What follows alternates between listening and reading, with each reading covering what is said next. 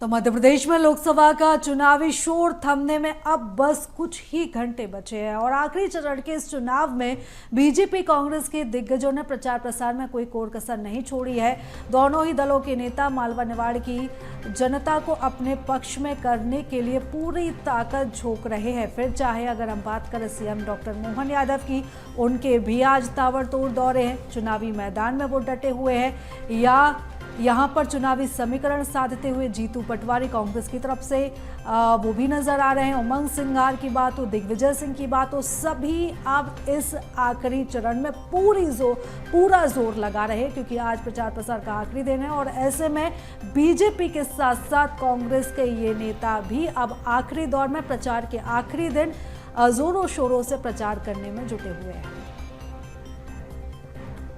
तो आखिरी लड़ाई अब साख पर आई क्योंकि आज अंतिम दिन है चुनावी प्रचार का और ऐसे में बीजेपी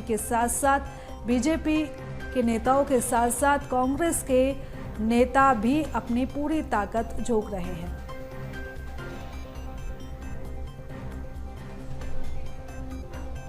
और देखिए आखिरी दौर चल रहा है जहां दिग्गज पूरी जोर आजमाइश लगाते हुए नजर आ रहे हैं। बाहरी लोग अब चुनाव को जो प्रभावित कर सकते हैं उनको दूर रखा जाएगा क्योंकि अब आज आखिरी दिन है चुनाव प्रचार का। ऐसे में बाहरी लोगों को लोकसभा क्षेत्र से बाहर जाना होगा और कई तरह की जो है पाबंदियां भी यहां पे आज लगाई जाएंगी। मतदान स्थल से 100 मीटर की परिधि में मोबाइल का उपयोग भी जो है दिशानुसार ही किया जाएगा। निर्वाचन आयोग द्वारा भेजे गए आदेशों को लेकर सभी को सूचना जारी की जाएगी। प्रत्याशी अब खामोशी के साथ घर घर जाकर संपर्क कर सकते हैं, डोर टू डोर कैंपेनिंग कर सकते हैं। चुनावी शोर थम जाएगा, रैलियां थम जाएंगी, सभाएं थम जाएंगी, लेकिन डोर टू डोर कैंपेनिंग जारी रहेगी। वहीं क्षेत्र में प्रतिबंधात्मक आदेश भी जारी किए जाएंगे। लोकसभा चुनाव का चौथा चरण, जहां आपको बता दें मध्य प्रदेश की 8 सीटों पर 74 उम्मीदवार चुनावी मैदान में नजर आ रहे हैं। वहां अब तक आपको बता दें वहीं कैश सहित 257 करोड़ रुपए से अधिक की वस्तुएं जब्त की जा चुकी हैं।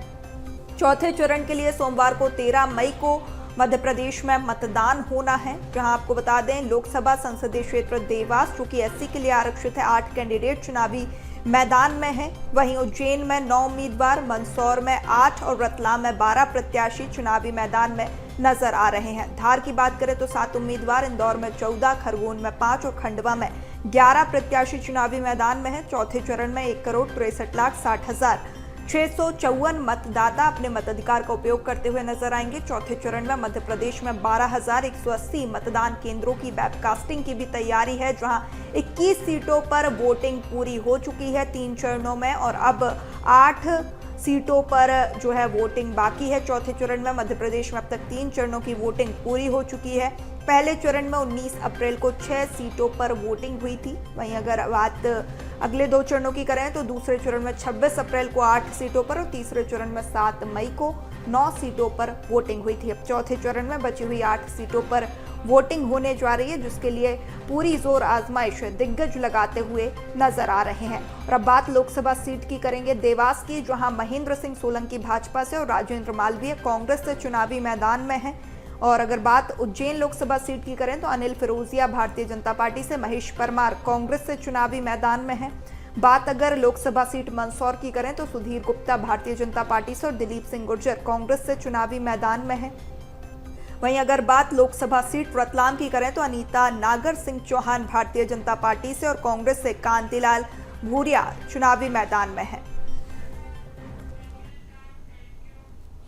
और चलिए ज्यादा जानकारी के साथ हमारे सहयोगी प्रखर हमारे साथ जुड़ चुके हैं। प्रखर, आज चुनावी प्रचार का आखिरी दिन है और इस आखिरी दिन सभी दिग्गज अपनी ताकत झोंक रहे हैं। बीजेपी के नेता तो लगातार चुनावी प्रचार में नजर आ रहे थे, जमीनी स्तर पर वो प्रचार प्रसार कर रहे थे, लेकिन आज आखिरी दिन कांग्रेस के नेता भी एक्टिव मोड पर है। प्रीता, जिस तरीके से चौथे चरण की बात की जाए, मालवा निमाड़ का ये चौथे चरण में चुनाव होने वाला है। 8 सीटों पर 13 तारीख को मतदान होगा। आज आखिरी दिन प्रचार का, शाम 6 बजे प्रचार बंद हो जाएगा, चुनावी शोर नहीं सुनाई देगा, डोर टू डोर कैंपेन जारी रहेंगे। इसी लिहाज से अगर देखें तो आज तमाम बड़े दिग्गज जो हैं वो मालवा निमाड़ के मैदान में जुटे हुए दिखाई दे रहे हैं। मुख्यमंत्री डॉक्टर मोहन यादव की बात करें जो 3 रोड शो, 1 जनसभा मालवा निमाड़ में कर रहे हैं। वहीं वी डी शर्मा जो बीजेपी बीजेपी के प्रदेश अध्यक्ष भी यहीं जुटे हुए हैं, साथ में पूर्व मुख्यमंत्री शिवराज सिंह चौहान, कैलाश विजयवर्गीय समेत तमाम जो अन्य दिग्गज हैं बीजेपी के, वो लगातार मालवा निमाड़ में अब देखने आज जो है लगातार सभाएं करते हुए माहौल बीजेपी के पक्ष में बनाते हुए दिखाई देंगे। अंतिम चोट कहीं ना कहीं अगर कहा जाए तो अंतिम चोट की तैयारी जो आज की जा रही है चुनावी समर के पहले। वहीं अगर कांग्रेस की भी बात की जाए तो कांग्रेस भी लगातार मालवा निमाड़ में एक्टिव दिखाई दे रही है। अगर बात की जाए तो प्रदेश कांग्रेस अध्यक्ष जीतू पटवारी लगातार इंदौर में बने हुए हैं तीसरे चरण के मतदान के बाद से। वहीं अगर बात की जाए दिग्विजय सिंह भी आज जो है इस क्षेत्र में एक्टिव लगातार सभाएं करते हुए नजर आएंगे। चूंकि अगर बात करें मालवा निमाड़ के अंदर बीजेपी और कांग्रेस दोनों के ही कई दिग्गजों की जो साख भी है वो दांव पर दिखाई देती है। खासतौर पर अगर बात करें तो उज्जैन जो कि मुख्यमंत्री डॉक्टर मोहन यादव का गृह क्षेत्र है, जहां से वो चुनकर विधानसभा में भी आते हैं, उज्जैन में भी जो है इसी चरण में चुनाव होना है। वहीं अगर बात की जाए तो जीतू पटवारी अब हालांकि चुनाव नहीं लड़ रहे हैं, लेकिन इंदौर जो क्षेत्र है वो उनका गृह क्षेत्र माना जाता है। और ऐसे में अगर बात की जाए इंदौर क्षेत्र की अगर बात करें तो दशकों से बीजेपी का गढ़ बना हुआ है। लगातार बीजेपी के सांसद इंदौर सीट से जो है वो बनते रहे हैं। दोनों ही मुख्य राजनीतिक दलों के जो राजनेता हैं पूरी ताकत झोंकते हुए नजर आ रहे हैं, लेकिन हमने देखा है कि जो लोकल नेता हैं, लोकल प्रत्याशी हैं, वो ही चौथे चरण में जो है आगे आ रहे हैं। तीसरे चरण के पहले हमने देखा जो है केंद्र नेतृत्व के दौरे, चाहे भारतीय जनता पार्टी की अगर बात करें तो केंद्र नेतृत्व की ओर से प्रधानमंत्री से लेकर गृह मंत्री तक के दौरे देखने को मिले। और चौथे चरण में अब लोकल नेता ही वोकल होते हुए नजर आ रहे हैं। देखिए बिल्कुल पूर्वी लोकल नेता चौथे चरण में ज्यादा वोकल होते हुए नजर आ रहे हैं। हालांकि इसके पहले चौथे चरण की ये जो सीटें हैं इन पर राष्ट्रीय नेताओं के एक दो सभाएं जो है पहले देखने को मिली है। खासतौर पर अगर बात की जाए पिछली 7 तारीख को प्रधानमंत्री नरेंद्र मोदी ने 2 सभाएं मालवा निमाड़ के अंदर की थी।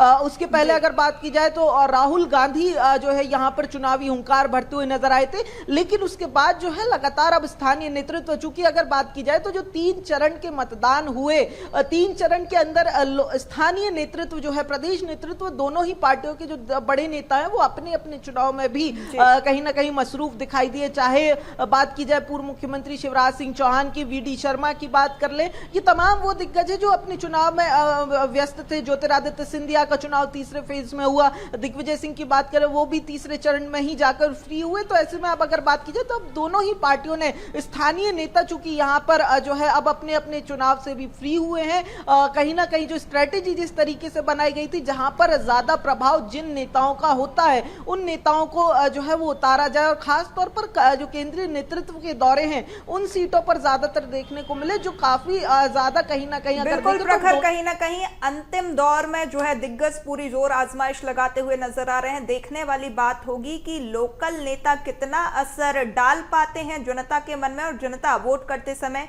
क्या ध्यान में रखती है, देखने वाली बात होगी। अधिक जानकारी साझा करने के लिए आपका बहुत शुक्रिया।